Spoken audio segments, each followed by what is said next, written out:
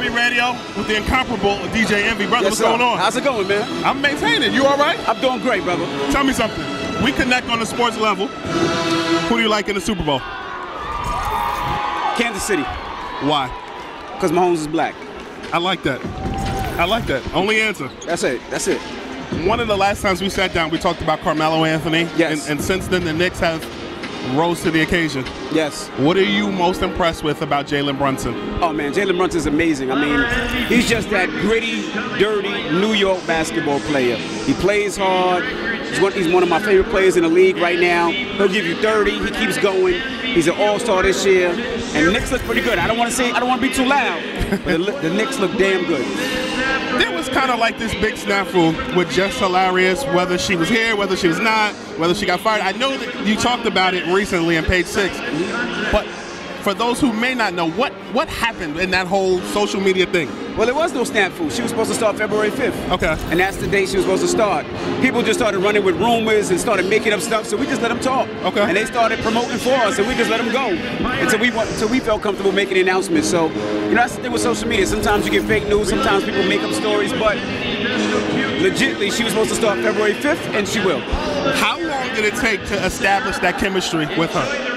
I mean, we had so many different people in. So many people were great, but Jess just had it. She's smart. She's a comedian. She's witty. She doesn't back down to the guests. She doesn't back down to myself or Charlemagne. And it was just there. You just know it when you feel it. And it was definitely there with Jess and This is a question that I ask anybody involved in hip-hop, whether rapper, artist, or not. So I'm going to go with you with this as well. Yeah. So Verzuz was a thing. Yes. I asked Memphis Bleak and I asked Funkmaster Flex whether they thought that Jay and Nas could go against each other toe for toe in a Verzuz. Yes. Funk Flex said he thought Busta Rhymes would be a worthy opponent. Bleak said Nas doesn't have enough songs. I mean, Nas definitely has enough songs. I'm a Queens dude though, but you gotta think of it like this. It's 20 songs. You trying to tell me Nas don't have 20 verses? He absolutely positively does. So if you saw those two in a Verzuz, yes, who you going with? Damn, why you do that to me, man? Cause man, you asked Queens, the hard question. I'm from Queens. Okay. I mean, I think as far, oh man, that's a tough one. Because I love the Lox. I didn't see the Lox beating Dipset. I just thought Dipset had more commercial records than people would know, but the Lox proved me wrong. I don't know, that would be a tough one. I'm from Queens, but I'm a Hove fan. I love Hove. Hove is probably my favorite rapper of all time. But that would be a tough one, because Nas has a lot of records as well, and you got to pick 20. It's the right 20. Do you think it would be a tie, or do you think it would be close? I mean, both Nas and Jay have monumental records for hip-hop. I mean, when you're picking 20 records, it's just depending on the 20 records that they pick. You know what I mean? And I mean, I don't know. It would have to go down to the DJ. What the DJ would pick for them 20 records to play. So as a DJ, which would you pick for Nas? I mean, Nas got, of course, Made You Look. It Ain't Hard to Tell. He got Street Dreams. I mean, Nas could go, he can go R&B with stuff like, the joint with Aaliyah and his joint with Mary. But then Jay is just, I mean, you got PSA. I mean, they would have to do 40 records each. I mean, I don't know. I can't call that one. Okay, fair enough. Let me ask you a question. In basketball, they often talk about a Mount Rushmore. Yes. For you, who is on your Mount Rushmore of DJs? My Mount Rushmore of DJs. So that'd be 4. So I got to pick 4. Yeah. Okay. Kid Capri. DJ Clue. Okay. Grandmaster Flash.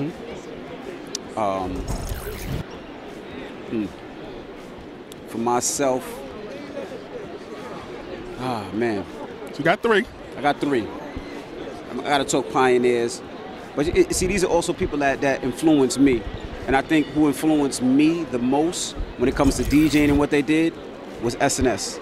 And the reason I say SNS is because SNS tore up 95. Like, he was the one that taught the hustle of DJing the HBCUs and DJing the colleges. And he was the one that, back in the days, threw his cars in his BMW wagon and did it. So I would have to go with those 4. Couple more questions. Yes, sir. Cam and Mace, they are infiltrating and influencing the culture by organically influencing sports and hip-hop at the same time. Right. Did you see them coming? No, I didn't, but I love what they're doing. I mean, Cam is just funny. Like, Cam and Mace are funny. So together, and like, if you ever just listen to a Cam record or you hear Cam talk, he's just hilarious. So when you put it to sports and Cam has no filter, what they do is amazing. What they do is great. It comes from a different side. They're not players playing in the league, but they both got busy in high school. So for them, I love it. I love what they're doing. Shannon Sharpe's interview with Cat Williams was monumental. Correct. Not comparing, but have you ever had on the Breakfast Club your Cat Williams moment, and if so, what was it? Birdman. Okay. Birdman, hands down. And you got to think, Birdman, we got all those views, and that was before we were able to put our stuff on YouTube.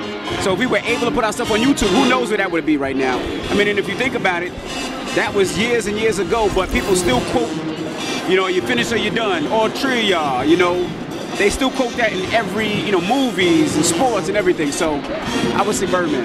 Nas made I Ruled the World. Right. If you ruled the world for a day, what would be your ideal interview for 2024? That's a good question.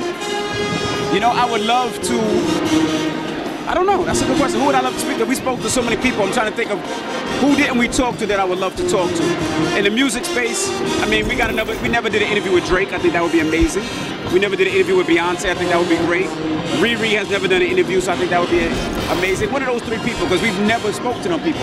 And we spoke to everybody from Jay to Usher to Nas to Mary, you know what I mean? Barack Obama, Farrakhan. So I think one of those three.